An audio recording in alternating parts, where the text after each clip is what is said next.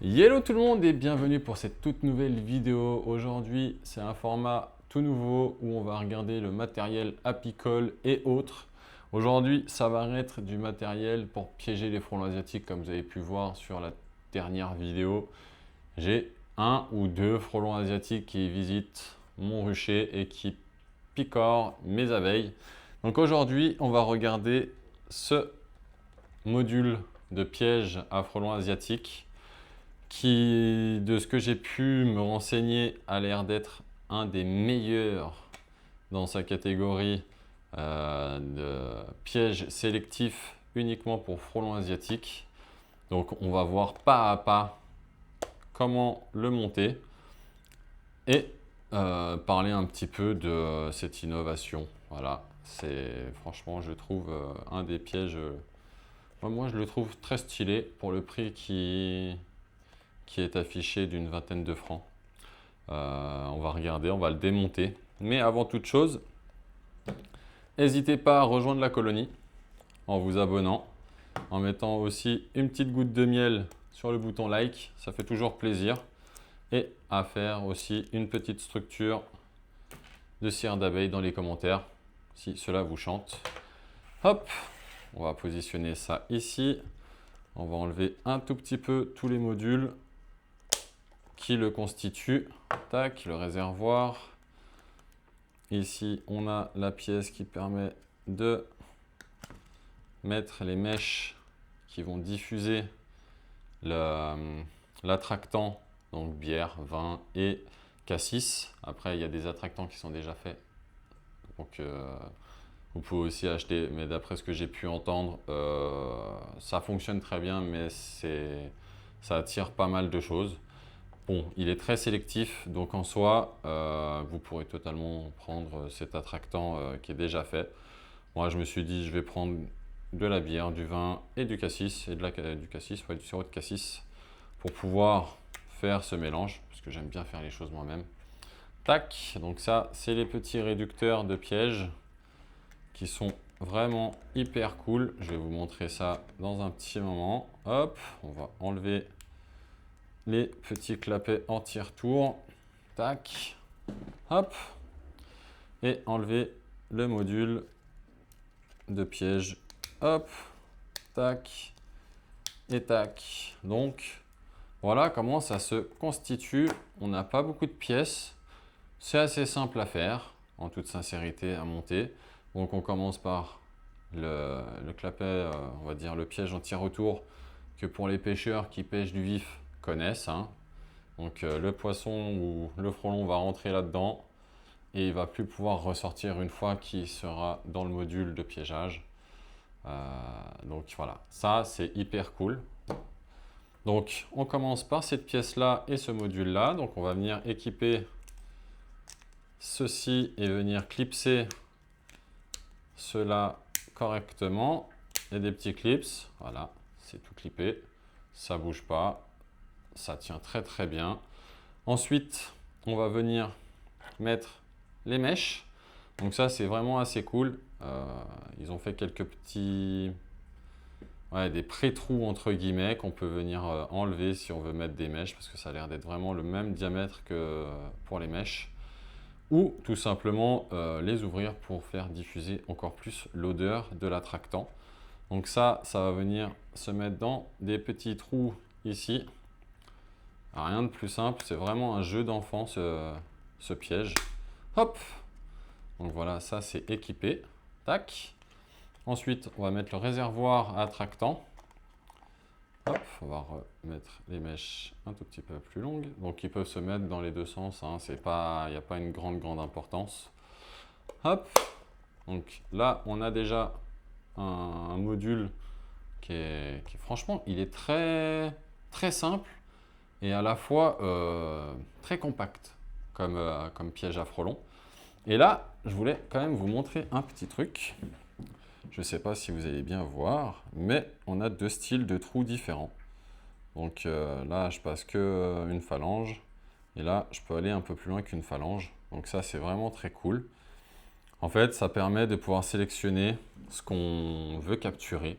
Donc soit les ouvrières sur le petit trou qui est ici, qui je crois il y a le diamètre, en 0,8 mm. Et on a le grand en 8 mm ici et 9 mm ici. Je ne sais pas pourquoi j'ai dit 0,8 mm, mais voilà. Donc ça permet de capturer les ouvrières et les reines en période de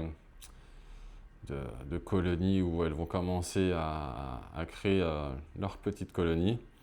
Donc ça c'est plutôt cool pour les mois de mars. Quand elles commencent à sortir, on va pouvoir les capturer. Ça évite qu'elles recréent des essaims, des colonies à proximité de vos ruches, des ruches. Donc ça c'est plutôt cool. Donc moi, au jour d'aujourd'hui, on est en fin août. Donc on va utiliser le réducteur pour les ouvrières, parce que les reines, elles ne seront pas là. Donc il y a un petit système de clapet anti-retour avec des petits crochets. Ça, je trouve ça trop cool, parce que ça limite pas mal la casse. Hop, et ça ne ressort plus. Les frelons européens, ils vont là, mais ils ne vont pas pouvoir rentrer parce que c'est limité. Donc c'est vraiment hyper simple. Donc voilà, on va venir les mettre juste ici, là devant. Pac, c'est vraiment un jeu d'enfant ce système. Tac, deux petites entrées. Dès qu'il y a le petit clic, c'est que c'est monté. Hop, paf. Ensuite, nous avons ce petit disque, ce petit cercle là avec des diamètres de 5 mm et de 5,5 mm pour pouvoir laisser les espèces qu'on ne veut pas capturer ressortir. Et ça, c'est extrêmement cool. Donc, il y a des petits trous ici pour pouvoir venir les mettre là sur les petits tétés pour pouvoir venir bloquer concrètement le système et sélectionner le diamètre qu'on veut. Donc moi, j'ai choisi le plus gros diamètre, donc le 5,5 mm. Comme ça, tous les autres insectes, à part le frelon asiatique, sera capturé. Ensuite, on a des petites encoches ici qui permettent de venir verrouiller le module. Tac, on pose le module comme ça et on le verrouille ici. Et ça, franchement, c'est trop cool. Et une fois qu'on a fait ça, il ne reste plus qu'à venir poser le module de capture, où là, il y a un petit clips. Je ne sais pas si vous allez entendre, mais au pire des cas, je vais vous montrer. Clac. En gros, il y a des petites barrettes ici qui sont un petit peu surélevées, qui permettent de venir ici, je ne sais pas si vous allez vraiment voir, mais vraiment verrouiller le système. Et le système, il est opérationnel. Franchement, ça prend 2 minutes. Bon là, j'ai parlé, mais si je n'aurais pas parlé, j'aurais fait ça en 2 minutes, très vite. En fait, ça se fait très vite. J'ai pris 2 pièges. Pourquoi? Parce que je me suis dit, autant piéger à gauche et piéger à droite pour pouvoir savoir dans quel sens est le nid de frelons asiatiques. Pour le moment, comme vous avez pu voir sur les vidéos, j'ai juste 1 ou 2 frelons asiatiques qui viennent dire bonjour à mes abeilles et les embarquer pour nourrir leur couvain. Donc, je me suis dit, on va essayer de trianguler un petit peu l'endroit où elles sont pour pouvoir savoir si c'est plus à droite ou plus à gauche de la ruche pour pouvoir après, entre guillemets, trianguler l'orientation où est le nid pour que je puisse après appeler les autorités compétentes pour qu'ils puissent venir détruire le nid.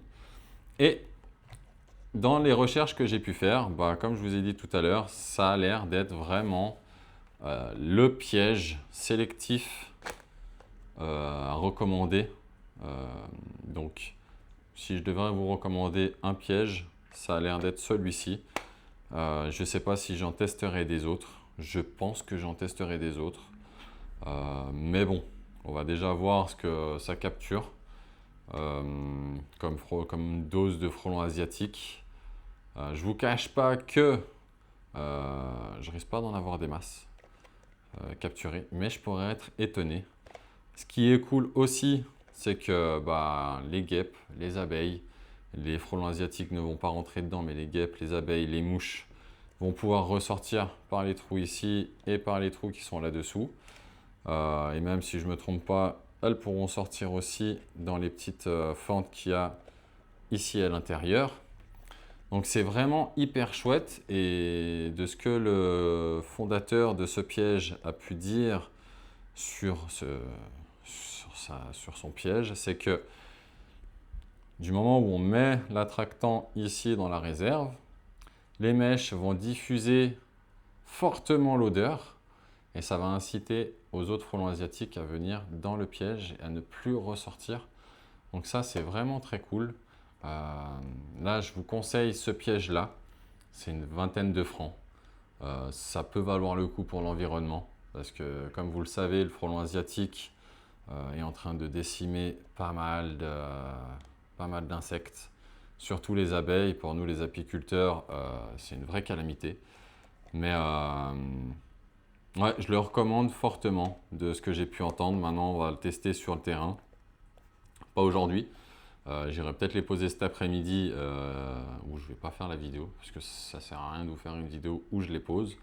Mais on ira checker lors des visites au rucher, voir l'efficacité de ce piège, voir aussi le nombre d'individus de frelons asiatiques que je vais pouvoir capturer qui sont à proximité de ma ruche. Et je prendrai un individu que je mettrai en résine pour pouvoir montrer aux gens que voilà, cet insecte-là, comment le reconnaître, et cet insecte-là est nuisible pour notre environnement. Si par un heureux hasard l'année prochaine au mois de mars, quand il y aura les rennes qui seront là, on mettra le réducteur à 9 mm. S'il y a un frelon européen là-dedans, je le mettrai aussi en résine, comme ça j'aurai les deux modèles, celui où il faut protéger et celui qu'il faut capturer. Ça pourrait être utile pour certaines personnes qui pourraient se confondre. Pourtant c'est assez simple, je vous mets une petite vidéo, une petite photo frelon européen et frelon asiatique ici. On les reconnaît quand même assez facilement, mais il y en a qui arrivent quand même à se tromper. Après, c'est des insectes où il ne faut pas jouer avec. Hein. Ça a quand même un dard de, si je ne me trompe pas, de 6 mm, le frelon asiatique. Donc ça peut piquer fort. Je vous mettrai deux vidéos, 2-3 vidéos dans la description. Une chaîne YouTube d'un expert en extermination, j'aime pas dire ça, mais un expert qui va éliminer les nids de frelons asiatiques, où il explique que ce modèle-là est un des modèles de piégeage sélectif le mieux qu'il ait vu. Et il explique pourquoi aussi. Et je vous mettrai encore 2 autres vidéos qu'il a fait avec, je ne sais plus les noms, mais ça sera dans la description. C'est toujours utile d'aller regarder ça. Donc voilà, la vidéo, elle est assez courte. Voilà, c'était pour vous présenter le nouveau modèle, le nouvel équipement que je vais venir installer au rucher. Et sur ce, comme j'ai dit au tout début, n'hésitez pas à rejoindre la colonie en vous abonnant, en mettant une petite goutte de miel sur le like et en construisant votre petite cire d'abeille dans les commentaires pour donner votre avis. Ça pourrait être toujours intéressant. Si vous avez déjà utilisé ces pièges à frelons asiatiques, n'hésitez pas à donner votre retour en commentaire. Ça peut m'être toujours utile de savoir, c'est toujours bon de savoir certaines choses. On ne peut pas tout savoir. Donc sur ce, j'espère que la vidéo sera été intéressante. On se retrouve pour une prochaine vidéo au rucher ou ici pour parler de matériel. Alors il n'y aura pas que du matériel apicole, je vais aussi vous montrer aussi mon matériel pour pouvoir photographier, filmer toutes mes activités que je fais au rucher. Donc voilà. Sur ce, je vous souhaite une agréable journée, une agréable soirée si vous regardez ça le soir. Et je vous dis à la prochaine pour une prochaine vidéo. Sur ce, bye bye!